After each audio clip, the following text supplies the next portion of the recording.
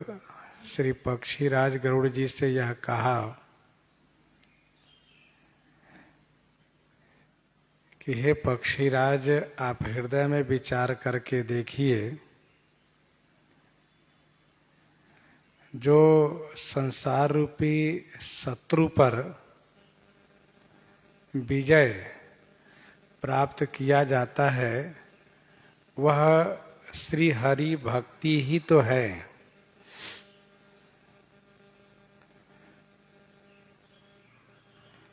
श्री गरुड़ जी ने जब विचार करके देखा तो उनके मन में 7 प्रश्न प्रकट हुए और बड़ी विनम्रता के साथ एक एक करके 7 प्रश्न श्री कागभूषुंडी जी से निवेदित किए। श्री कागभूषुंडी जी महाराज भी सभी प्रश्नों को उत्तर देने के लिए यह कहते हुए कि हे तात, आदर और प्रेम के साथ आप श्रवण कीजिए। मैं इस नीति को संक्षिप्त में वर्णन करता हूं। मानव शरीर सर्वोपरि है। मानव शरीर से बढ़कर के कोई शरीर नहीं है। इस शरीर की याचना जड़ और चेतन सब कोई करते हैं, अर्थात सभी प्राणी मात्र करते हैं।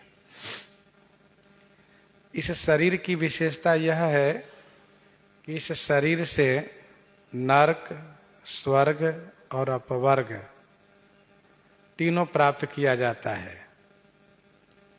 चाहे नरक जाने की इच्छा हो, चाहे स्वर्ग अथवा मुक्ति पाने की इच्छा हो, तीनों इसी शरीर से प्राप्त किए जाते हैं। तथा नरक, स्वर्ग और अपवर्ग तो मृत्यु उपरांत की बात है, मरने के बाद की बात है। परंतु ज्ञान, वैराग्य और भक्ति यह इसी शरीर में प्राप्त किए जाते हैं। ऐसे मानव शरीर को पाकर के जो भगवान को भजन नहीं करते हैं, विषय में अनुरक्त हो जाते हैं,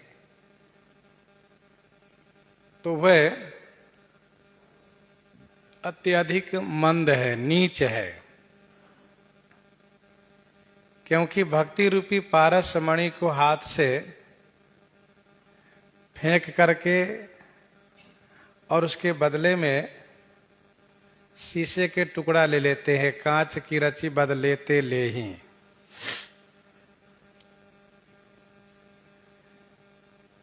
शीशे के टुकड़े से कोई लाभ नहीं होगा, और यदि कोई लाभ होगा तो वह केवल हानि, नुकसान ही होगा। और पारस मणि से कभी कोई हानि नहीं होगी, केवल लाभ होगा उससे। तो भक्ति से केवल लाभ होता है, विषय से केवल हानि होती है। आगे कहते हैं कि नहीं दरिद्र सम दुख जग माही, संत मिलन सम सुख जग नाही। नहीं दरिद्र सम दुख जग माही। जग माही, दरिद्र सम दुख नहीं। जग माही, संसार में दरिद्र के समान कोई दुख नहीं है। संत मिलन सम सुख जग नाही, और संत मिलन के समान संसार में कोई सुख भी नहीं है। सबसे बड़ा दुख है तो वह है दरिद्रता, और सबसे बड़ा सुख है तो वह है सत्संग।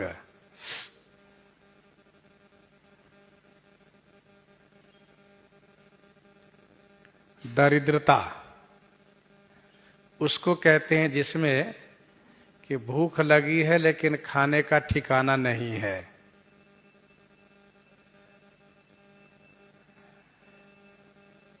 कपड़े का अभाव है, लेकिन पुनः नए कपड़े हम ले लें उसकी व्यवस्था नहीं है। तो भोजन और वस्त्र के बिना जो कष्ट होता है, उस कष्ट को वही व्यक्ति समझ सकता है कि कितना बड़ा कष्ट है।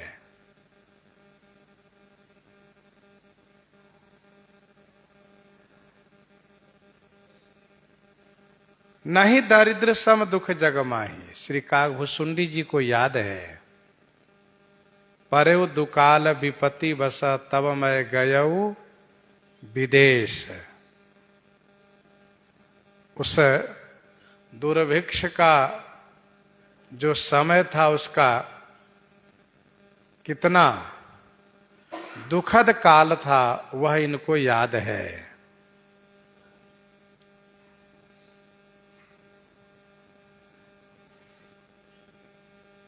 बिना धन के कोई भी वस्तु ली नहीं जा सकती, और दरिद्रता में धन का अभाव होता है।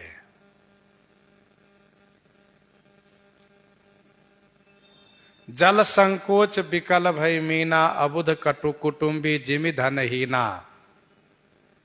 जैसे पानी घटने लगता है तो मछलियां व्याकुल हो जाती है कि अब क्या होगा, वैसे ही जो कुछ धन था वह जब समाप्त होने लगता है तो बड़ी चिंता होती है कि अब आगे क्या होगा, क्योंकि धन का आगमन दिख नहीं रहा है। जैसे उन मछलियों को बरसात का आगमन दिख नहीं रहा है, जल का आगमन दिख नहीं रहा है। नहीं दारिद्र सम दुख जग माही।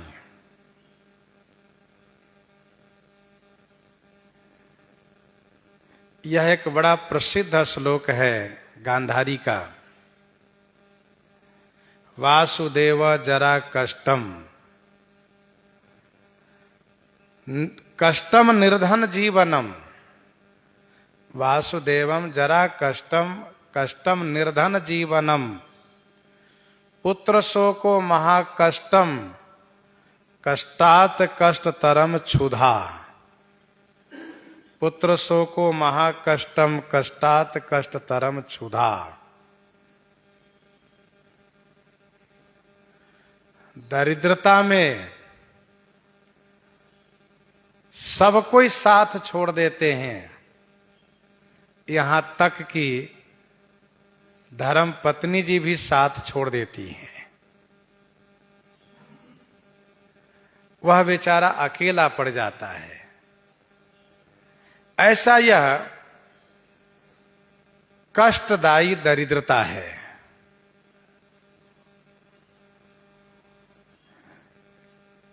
दरिद्रता का दुख बड़ा ही दुखद है।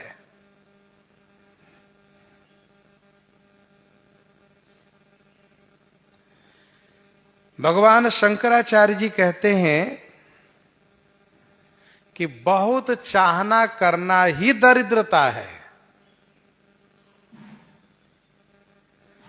वहीं पर समर्थ श्री रामदास जी महाराज कहते हैं कि अज्ञानता ही दरिद्रता है।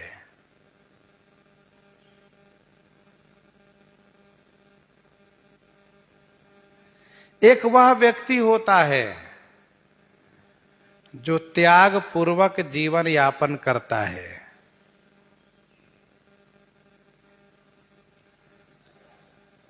उसके पास वस्तु की कमी नहीं है, लेकिन वह तपश्चर्या पूर्वक जीवन यापन करता है, कुछ नहीं रखता है। उनके मन में क्लेश नहीं होता है, मानसिक अशांति नहीं होती है। दूसरा एक वह व्यक्ति है जिसके पास कुछ भी नहीं है, चाहता सब कुछ है, मिलता कुछ भी नहीं है। ऐसी दरिद्रता। नहीं दरिद्र सम दुख जग माही, संत मिलन सम सुख जग नाही। संत मिलन के समान जगत में कोई सुख नहीं है।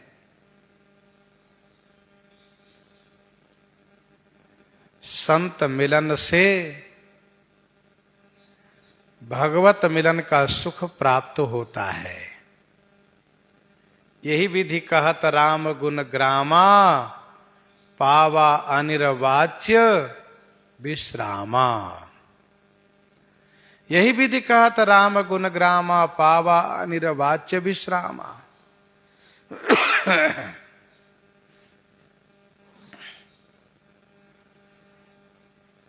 संत मिलन का जो सुख है, उस सुख के सामने ब्रह्मलोक पर्यंत का सुख, यहां तक कि मोक्ष का सुख भी नहीं ठहर सकता। तात स्वर्ग अपवर्ग सुख धैर्य तुला एक अंग। तात स्वर्ग अपवर्ग सुख धैर्य तुला एक अंग। तुलनता ही सकल मिली जो सुख लव सतसंग। जो सुख लव सतसंग।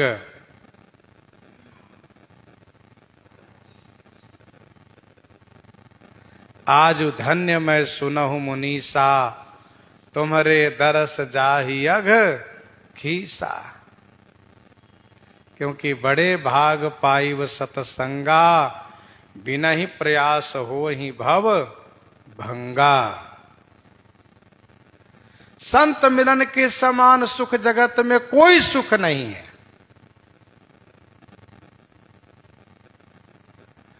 पर उपकार बचन मन काया, संत सहज स्वभाव खगराया। पर उपकार बचन मन काया, संत सहज स्वभाव खगराया।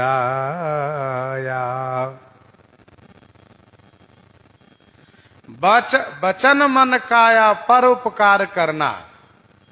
बचन मन काया माने कर्म से, बचन मन कर्म से परोपकार करना।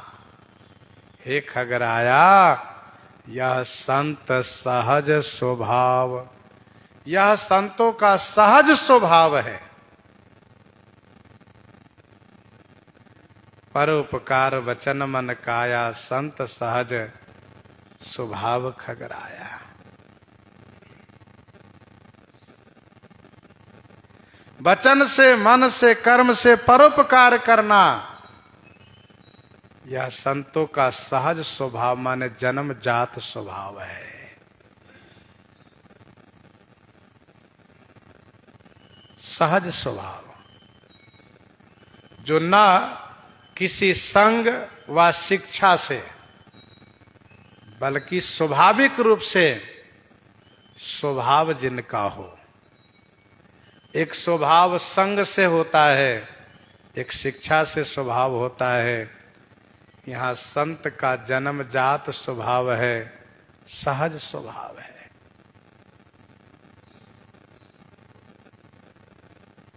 वचन से, मन से, कर्म से परोपकार ही करते रहते हैं।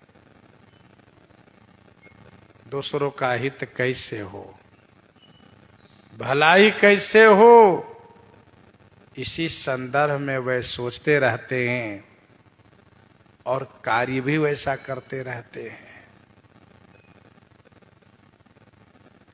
संत सहहि दुख परहित लागी, संत सहहि दुख परहित लागी, पर दुख हेतु असंत अभागी, पर दुख हेतु असंत अभागी। संत सहाहि दुख परहित लागी, पर दुख हेतु असंत अभागी। संत परहित लागी दुख सहहि, संत पराये हित के लिए, औरों के उपकार के लिए दुख सहते हैं। और जो असंत है, खल है, वे कहा पर दुख हेतु असंत अभागी। अभागी असंत पर दुख हेतु, दूसरों के दुख पहुंचाने के लिए ये अभागी भाग्यहीन असंत माने जो खल है, वे दुख सहते हैं। दुख दोनों सहते हैं, संत उपकार के लिए और असंत अपकार के लिए। संत सुख पहुंचाने के लिए, असंत दुख पहुंचाने के लिए, दोनों दुख सहते हैं। संत सहहि दुख परहित लागी। श्री भर्तहरि जी महाराज ने कहा कि दूसरों के हित के लिए स्वार्थ का जो त्याग करते हैं वे सत्पुरुष हैं। दूसरों के हित के लिए जो स्वार्थ का परित्याग करते हैं वे सत्पुरुष हैं।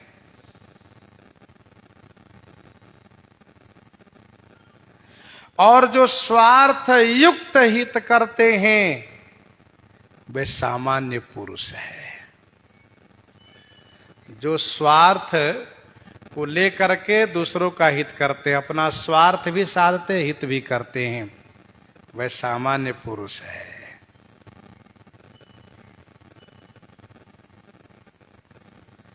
और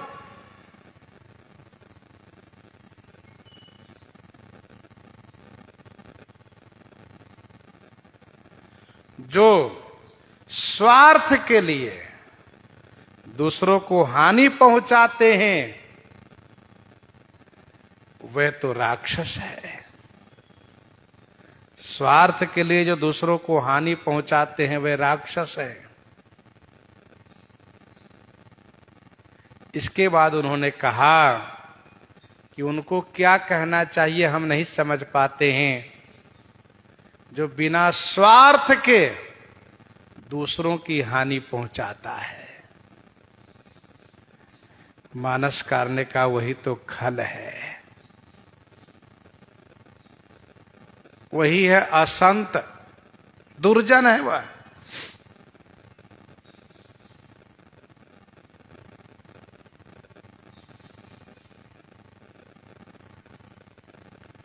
तो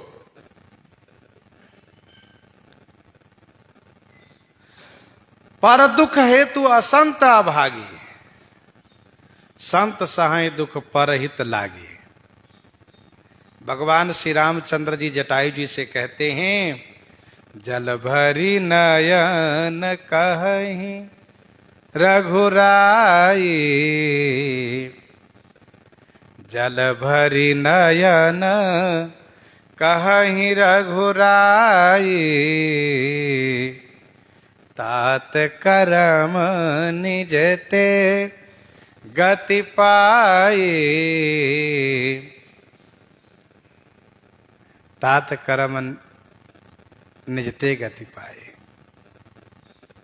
परहित बस जिनके मन माही, तिन कह जग दुर्लभ कछु नाही।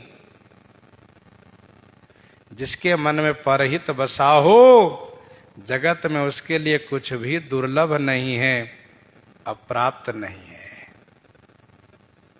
कहाँ अंगद विचारी मन माही, धन्य जटायु सम को नाही। क्योंकि राम काज कारण तनु त्यागी, हरिपुर गयऊ परम बड़ भागी। हरिपुर गयऊ परम बड़ भागी।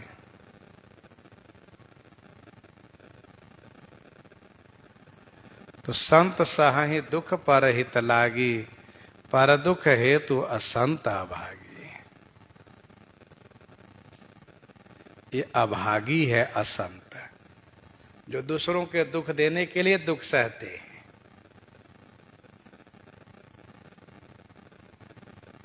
कुंभकर्ण जब श्री राम जी के बाण से खंडित होकर के गिरता है भूमि पर, तब भी दूसरों को दबा करके गिरता है। धरन पर दो खंड बढ़ाई, चाप भाल मरकट समुदाय।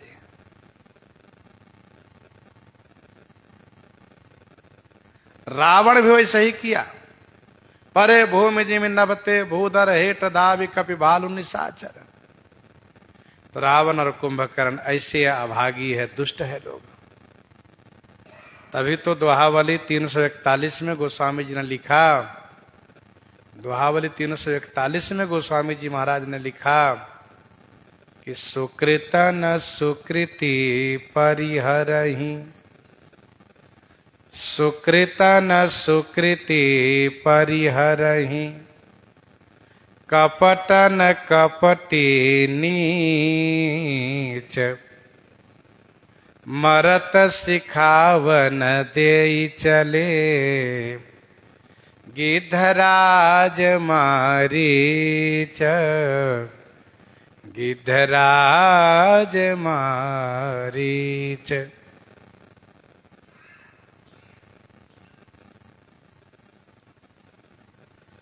सज्जन लोग सज्जनता नहीं छोड़ते, दुर्जन लोग दुर्जनता नहीं छोड़ते। गिद्धराज सज्जनता नहीं छोड़े तो मारीच दुर्जनता को नहीं छोड़े।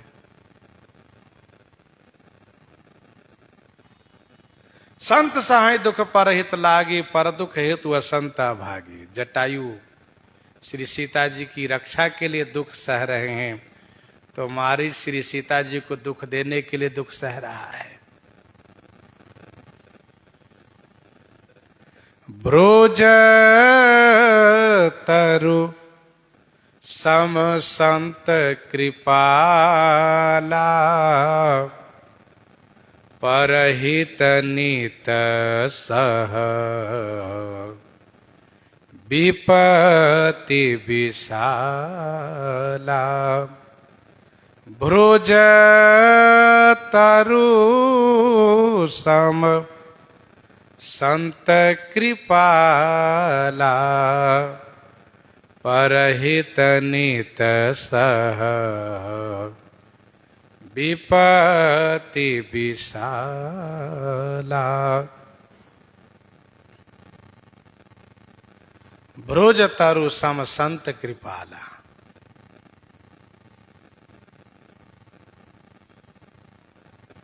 ब्रोज तरु सम संत कृपाला। कृपाला संत ब्रोज तरु सम। कृपाला माने दयालु, संत ब्रोज तरु सम। ब्रोज तरु माने भोज पत्र के वृक्ष के समान है। ब्रोज तरु माने भोज पत्र के वृक्ष के समान है। जो परहित नित सह, परहित नित, परहित नित माने निमित्त, परहित निमित्त, परहित वास्ते, विशाला विपति सह। पराये हित के लिए विशाल विपत्ति सहते हैं। भ्रुज तरु सम संत कृपाला, परहित नित सह विपत्ति विशाला।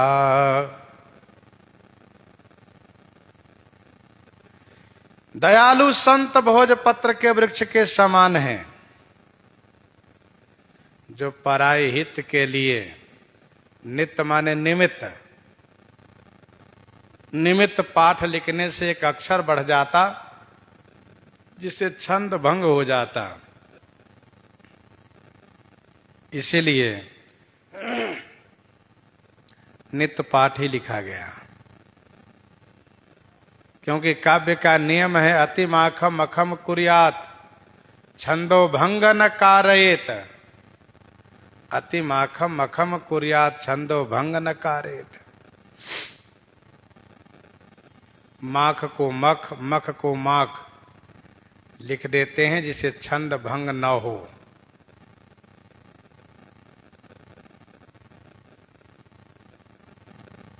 भ्रोज तरु, भोजपत्र का वृक्ष हिमालय पर पाया जाता है। गंगोत्री जमुनोत्री के मार्ग में भोजपत्र का वृक्ष दिखता है। भोजपत्र की जो छाल है वह कागज के पन्नों के समान है। पूर्व काल में इस पर ग्रंथ भी लिखा जाता था। वर्तमान में भोजपत्र पर जंत्र मंत्र लिखा जाता है। भोजपत्र का वृक्ष पावन माना जाता है। वैसे संत पावन माने जाते हैं।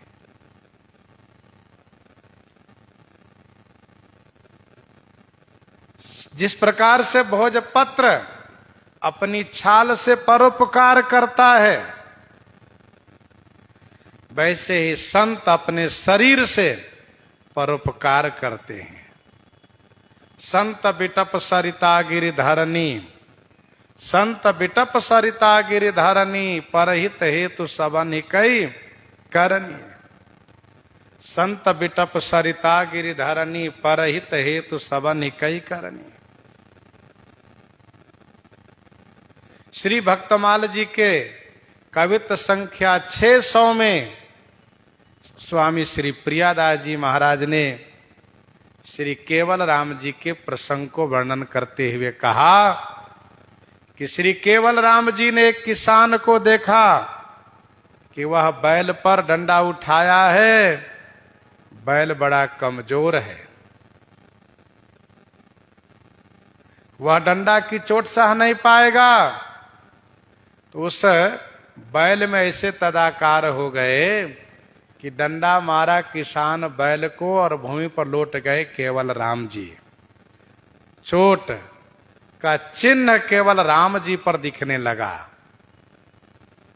ऐसे संत भ्रुज तरु सम संत कृपाला, परहित नित सह विपत्ति विशाला। सनैव खल पर बंधन करई,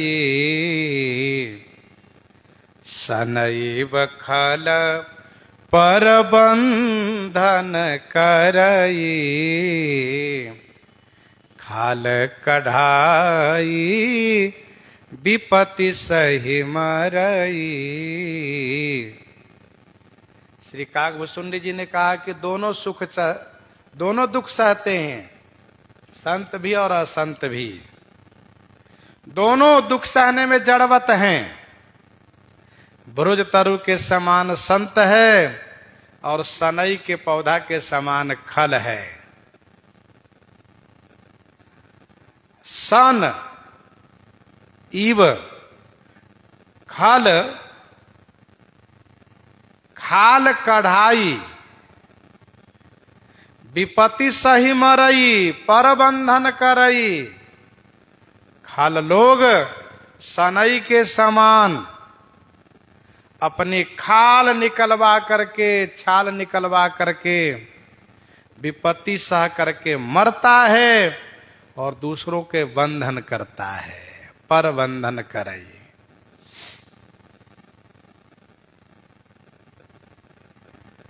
सनैव खल पर बंधन करई, खाल कढ़ाई विपत्ति सही मरई। सन की रस्सी होती है, सनई है, पटुआ है। पटुआ अलग है, सनई अलग है। किसान लोग सनई के पौधा तैयार हो जाने पर उसके बोझा बना करके, खेत से काट करके बोझा बना करके पानी में डुबा देते हैं। पानी में डुबा देते हैं, उसी में वह सड़ता है।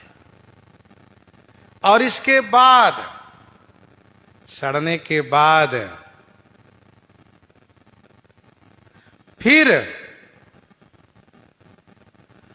उसको उसी पानी में पीटते हैं, फिर धूप में सुखाते हैं, फिर अलग अलग रेशा को करते हैं, फिर धुनते हैं, फिर बांटते हैं, तब उससे बंधन का काम होता है, बांधा जाता है। कहते भैया ये सनई के रस्सी है, बहुत मजबूत है। बड़ा कष्ट सहा सनई, लेकिन परिणाम क्या हुआ? कहा दूसरों के बंधन के काम में आया हुआ। वह सन दूसरों के बंधन के काम में आया। ऐसे खल बहुत बड़ी विपत्ति सह लेता है, कहता कोई बात नहीं, मेरी खाल खिंचवा लो, अरे से तुम्हारी मृत्यु हो जाएगी, कोई चिंता मत करो, मर जाए तो मर जाने दो हमें, लेकिन उसका नुकसान होना चाहिए, उसकी हानि होनी चाहिए, उसका अपकार होना चाहिए। काहू के जब सुनहि बड़ाई, श्वास ले ही जन जूड़ी आई। जब काहू के देखे विपत्ति, तो सुखी भय मानहु जग निरपति।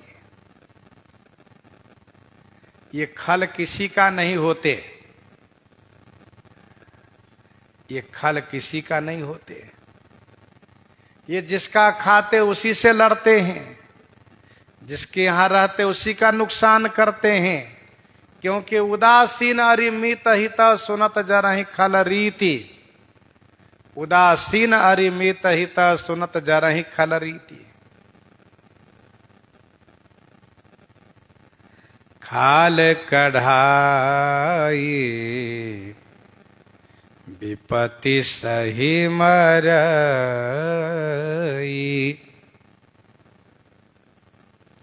विपत्ति सह करके वह मर जाता है।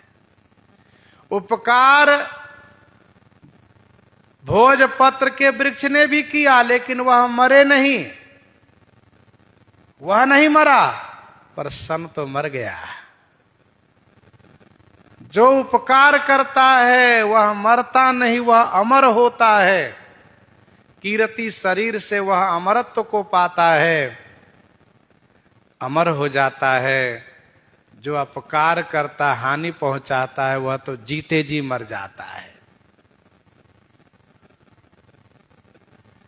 खल बिनु स्वार्थ पर अपकारी। खल बिनु स्वार्थ पर अपकारी। अहिमूसकैव सुनु उरगारी। अहिमूसकैव सुनु उरगारी। खल बिनु स्वार्थ पर अपकारी। खल बिना स्वार्थ के परोपकारी माने दूसरों को अपकार पहुंचाता है, हानि पहुंचाता है। खल बिनु स्वार्थ परोपकारी, अहिमूसक एव सुनो उर्गारी। हे उर्गारी सुनो, अहिमूसक एव, अहि सर्प, मूसक माने मूसा की तरह है। हे उर्गारी, हे पक्षीराज सुनिए, खाल बिना स्वार्थ के परोपकार करता है, दूसरों की हानि पहुंचाता है। कैसे? तो कहा जैसे सर्प और मूसा, सर्प और चूहा दूसरों को हानि पहुंचाता है। खल बिनु स्वार्थ पर अपकारी, दूसरों को नुकसान करने में कुछ स्वार्थ तो अवश्य सधता होगा। कहा नहीं, कोई स्वार्थ नहीं सधता है।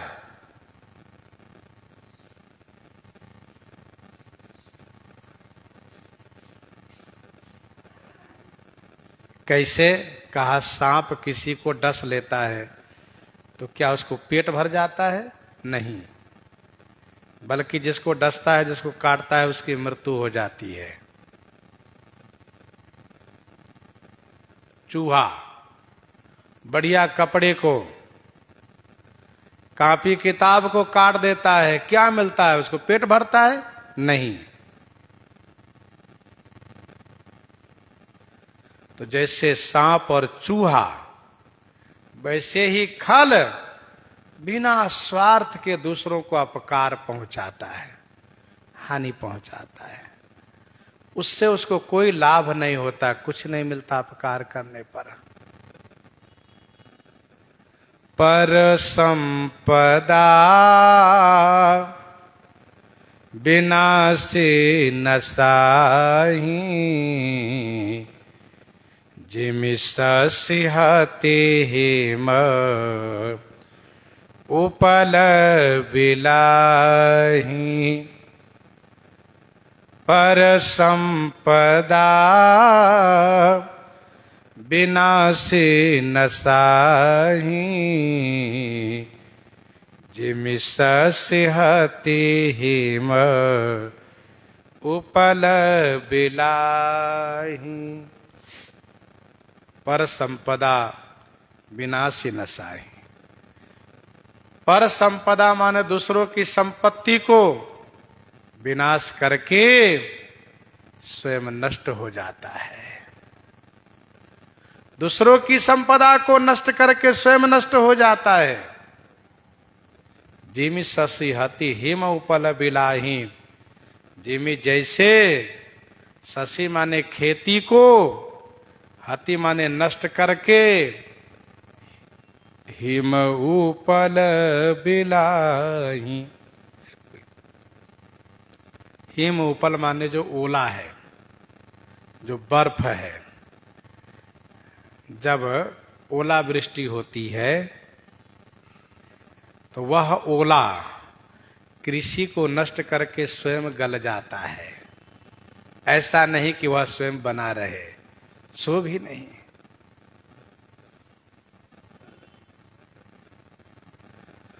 पर संपदा विनाशी नसाही, जिमि ससिहति हिम उपल बिलाही। पराई संपदा को नष्ट करके स्वयं नष्ट हो जाता है।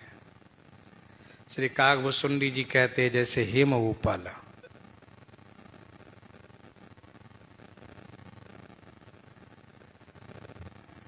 जैसे हिम उपल वह स्वयं गल जाता है।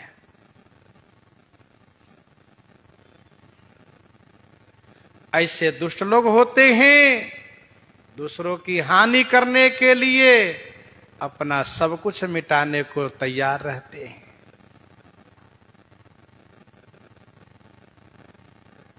एक दुष्ट ने देखा बाराती जा रही है, दुल्हा जा रहा है, कुछ अमंगल करना चाहिए, तो कुछ समझ में नहीं आया तो अपनी नाक और कान काट के ही सामने खड़ा हो गया।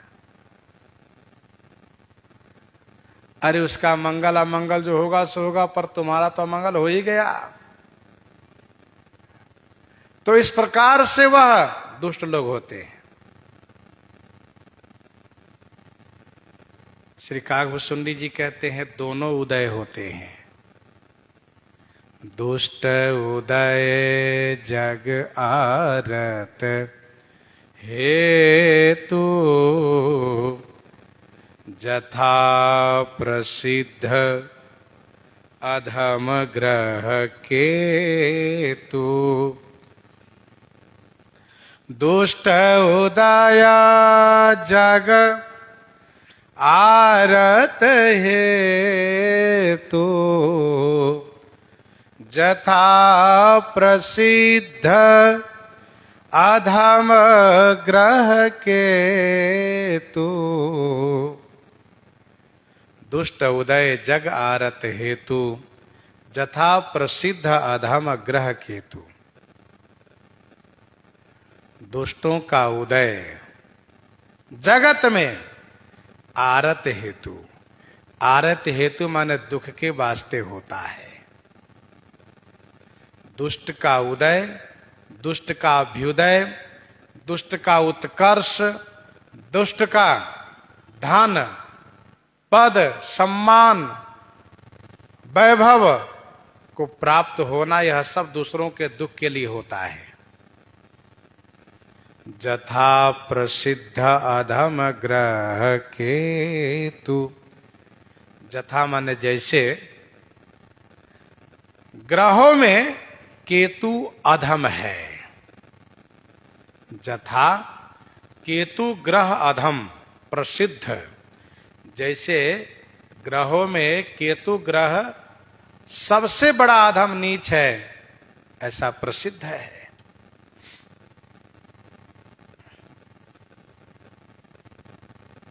और ग्रह किसी किसी के लिए दुखद होता है, लेकिन यह केतु ग्रह सबके लिए दुखद होता है। उदय केतु समहित सब ही के।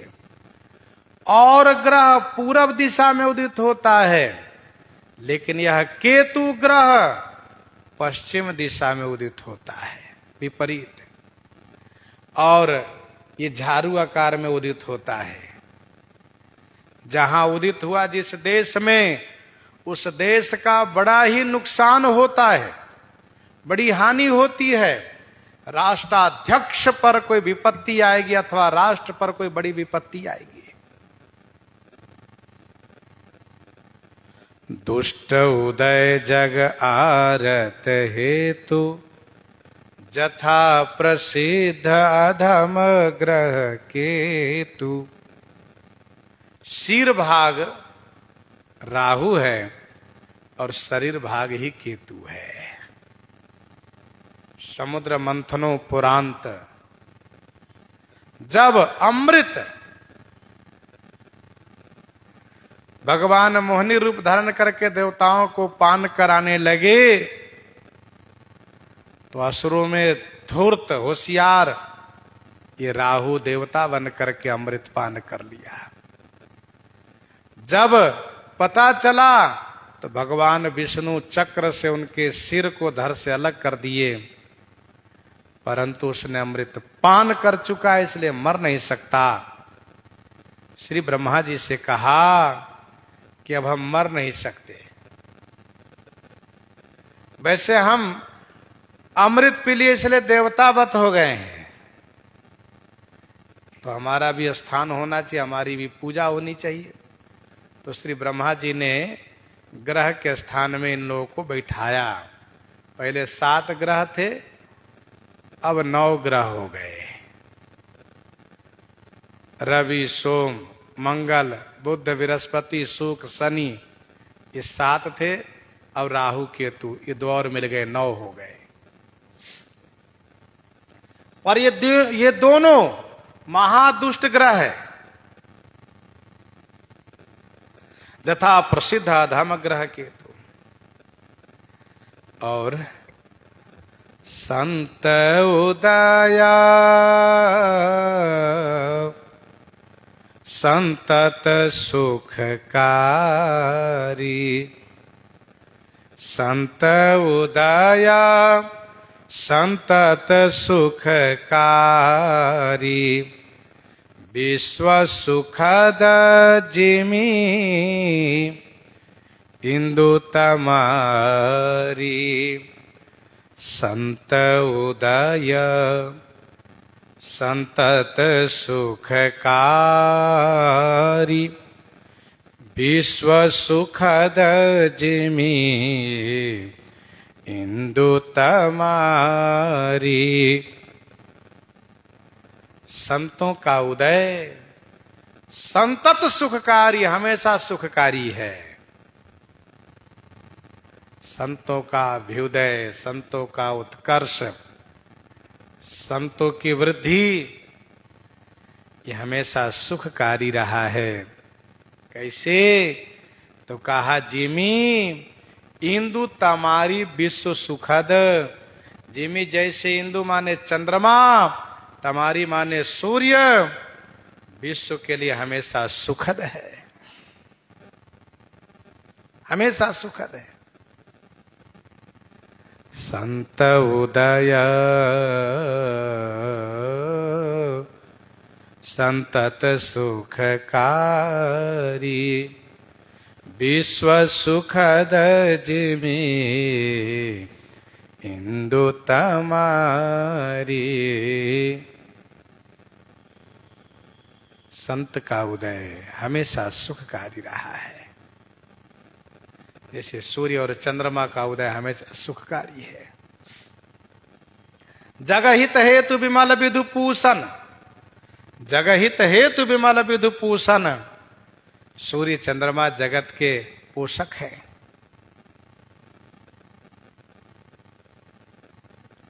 चंद्रमा न हो तो हम लोगों के लिए जो खाने पीने की चीजें हैं वह निहिसार रहे,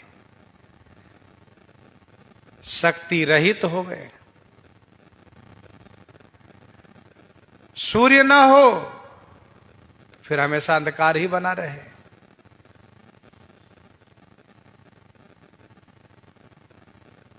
संत उदय संतत सुखकारी। विश्व सुखद जिमी इंदु तमारी। श्री कागभूषुंडी जी ने यह कहा कि परोपकार करने में संत अद्वितीय हैं, उनकी तुलना में कोई नहीं है। जहां तक दुख सहने की बात है तो संत और असंत दोनों दुख सहते हैं। एक भोजपत्र के वृक्ष जैसे, दूसरे सन के पौधे जैसे। अंतर यह है कि एक अपनी छाल से परोपकार करते हैं, दूसरी अपनी छाल से दूसरों को बांधते हैं। एक छाल निकलवाने के बाद भी बने रहते हैं, दूसरा छाल निकलवाने के बाद मर जाते हैं। यह स्पष्ट किया। फिर कहा ये खल बिना स्वार्थ के चूहे और सांप के जैसे हैं। हिम उपल जैसे हैं। और फिर इसके बाद कहा कि संत और असंत दोनों ग्रह के समान है। ये दुष्ट जो है खल केतु के समान है, संत सूर्य चंद्रमा के समान है। संत सूर्य चंद्रमा के समान है। परम धर्म श्रुति विदित अहिंसा। परम धर्म श्रुति विदित अहिंसा। पर निंदा सम अघन गिरीसा। पर निंदा सम अघन गिरीसा। परम धर्म श्रुति विदित अहिंसा। परम धर्म श्रुति विदित अहिंसा। पर निंदा सम अघन गिरीसा।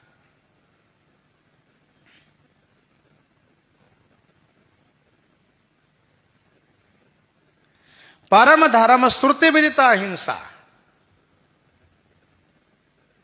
अहिंसा श्रुति विदित परम धर्म। श्रुति विदित माने वेद विख्यात, यह अहिंसा परम धर्म है। पर निंदा सम अघन गिरीसा। पर निंदा सम अघन गिरीसा। पर निंदा के समान, अघ माने पाप, गिरीसा माने पर्वत राज के समान नहीं है।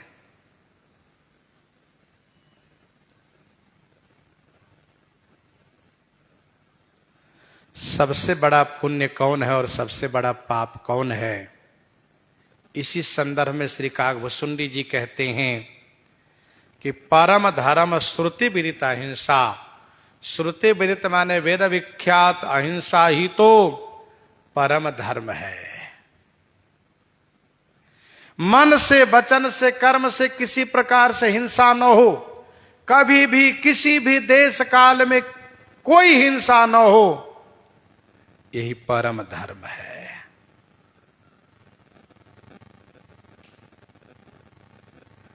परम धर्म श्रुति विदित अहिंसा।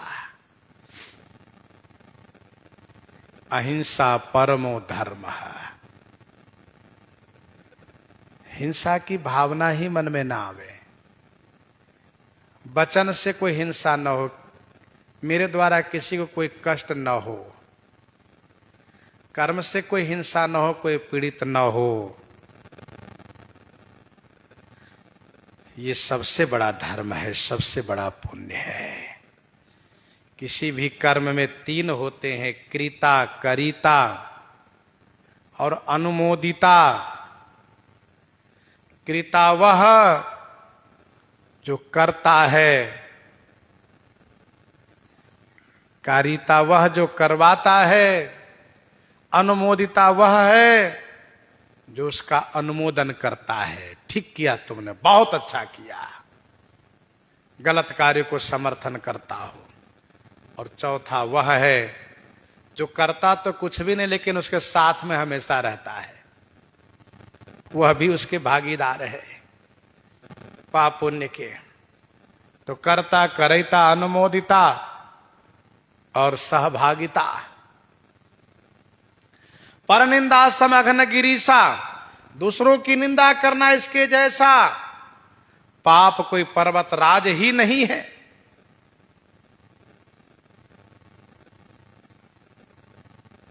पर निंदा, निंदा उसे कहते हैं जिसको अपवाद कहा जाता है। जिसको अपवाद कहा जाता है वह निंदा है। अर्थात अपनी तरफ से बना करके निंदा करना, झूठी बात कहना, वह निंदा है। और जो बात सही है, जो दोष है, वह दोष भी यदि इसलिए कहा जाता है कि इसको कहने से सुधार होगा तो वह तो ठीक है, लेकिन यदि कहने से उसको कष्ट हो रहा है तो वह क्या है, कहा परिवाद है।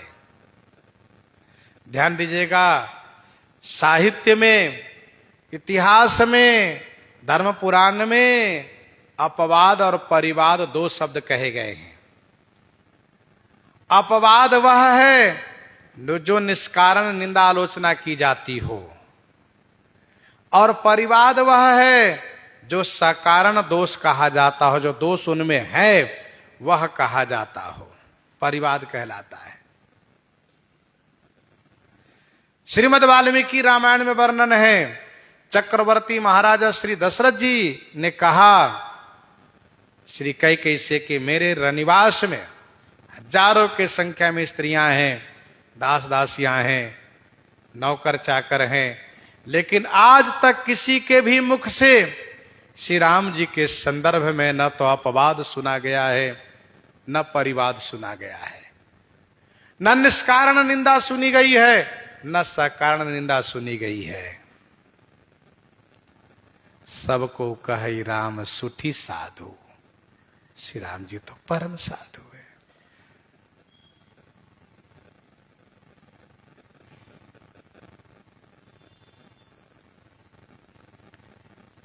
पर निंदा समघन गिरीसा, झूठ बोलना सबसे बड़ा पाप है।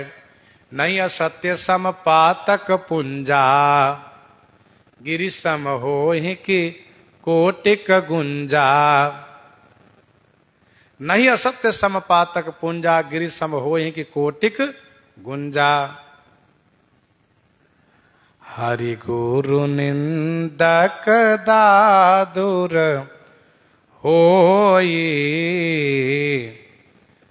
हरि गुरु निंदक दादुर होई।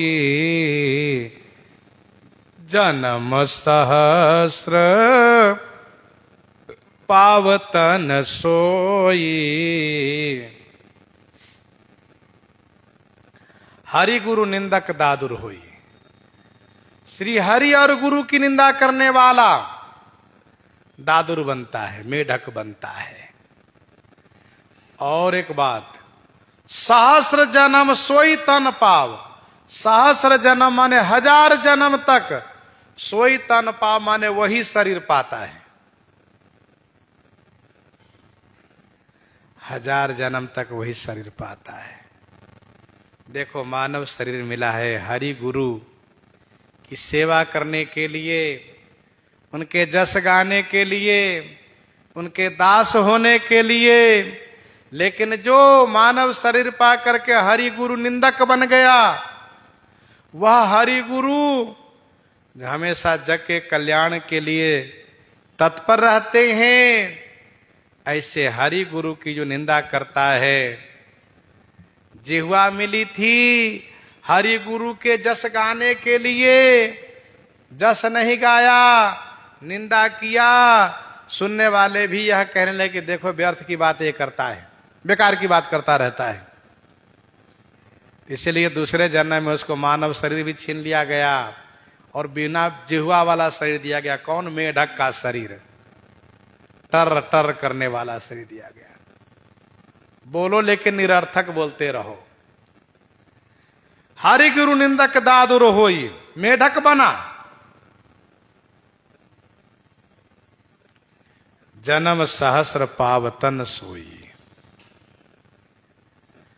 मेढक के बारे में प्रसिद्धि है कि ग्रीष्म काल में वह सूख जाता है।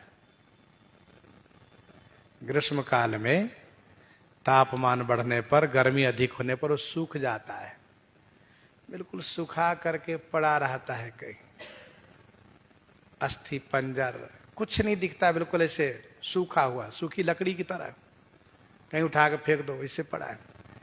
लेकिन जैसे ही प्रथम वर्षा होती है और प्रथम वर्षा के पानी उसके शरीर में जैसे लगता है, वैसे वह पुनः जन्म ले लेता है। जलजेव दादुर मोर, जलजेव दादुर मोर, भय पीन पावस प्रथम। वह मेढक फिर से जन्म ले लेता है और फुदकने लगता है, बोलने लगता है। तो ऐसा कहा जाता है कि वह मरता है, जन्म लेता है। बरसात में उसका जन्म हो गया, फिर ग्रीष्म आया, फिर मर गया। सूखा शरीर पड़ा है, कहीं भी पानी पड़ा, फिर नया जन्म हो गया। तो 1000 बार वही दादुर का शरीर मिलता है। और शरीर हुआ है कि मर गया एक बार तो दूसरा शरीर मिलता है, एक बार मर गया तो दूसरा शरीर मिलता है। लेकिन मेढक का शरीर है कि मरने के बाद भी वो शरीर बना हुआ है, फिर वही जन्म होगा।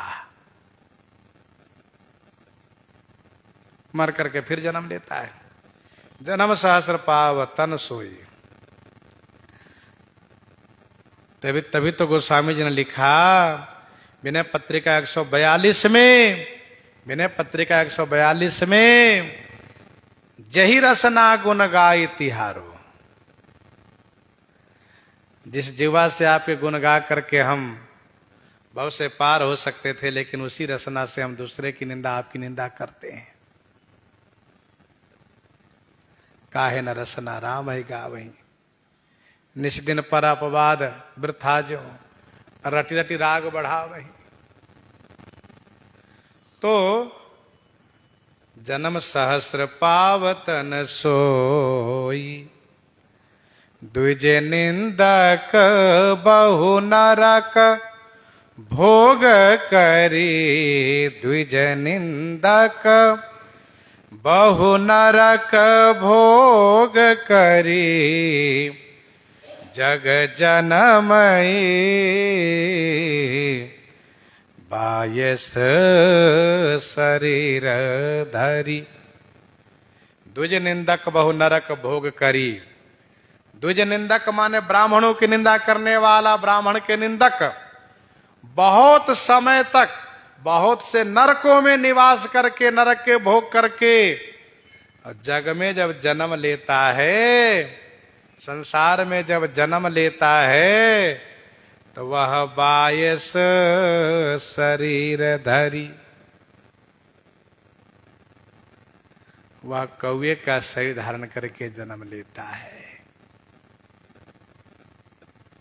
ब्राह्मण की निंदा बहुत बड़ा पाप है, इसलिए बहुत नरकों में बहुत काल तक रहना पड़ता है। संसार में जन्म भी मिला तो कौवे का जन्म मिलता है, कौवे का शरीर मिलता है।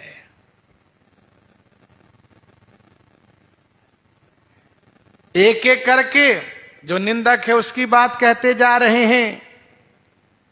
कुछ लोग ऐसे भी होते हैं जो सबकी निंदा करते हैं, किसी को नहीं छोड़ते हैं। कहा जो सबकी निंदा करते हैं वो चमगादुर होते हैं। साधु की निंदा करने वाला उल्लू बनता है। देवता और वेद की निंदा करने वाला वह तो जन्म ही नहीं लेता, रौरव नरक में पड़ा रहता है। इस प्रकार से श्री काकभूषुंडी जी वर्णन कर रहे हैं। प्रसंग को यहीं पर हृदयंगम करते हुए आइए श्रवण करते हैं श्री भक्तमाल जी से।